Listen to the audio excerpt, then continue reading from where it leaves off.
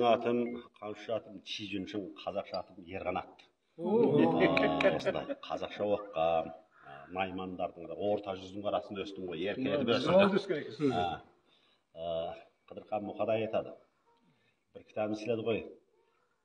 Екі шаңырақтың еркесі болған шаушыға арнадым деп. Тіл, қазақ тілі жөнінде Ұлықбек Есдәулеттің бір өлеңін оқып берейін. Ғұндарға дағы, сақтарға дағы, ақсүтін берген арман тіл, атқанда дағы, шапқанда дағы, қансыраламан қалған тіл. Жоңғардың сұсы, чүртшіттің мысы еңсесін баса алмаған, жүрегін шоқып қырсықтың құсы соңынан қалмай зарнаған.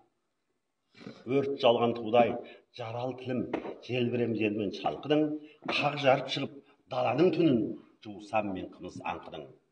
Фарабилер мен байбарыстардың өсиетті өзіңде, Махамбетсін жолбарыстардың қасиеті бар сөзіңде.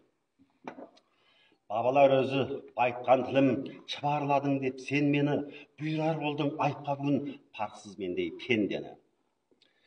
Қайғыға қалай бауыр баспайын, ертерек туып кеш қалсам, күлкімді мұңға айырбастаймын, ана тілімді еске алсам. Құрған тіл деп табандағанның, деймісін кетпес түгде, тілімді сонша жамандағанның шоқ түсір әлі тіліне.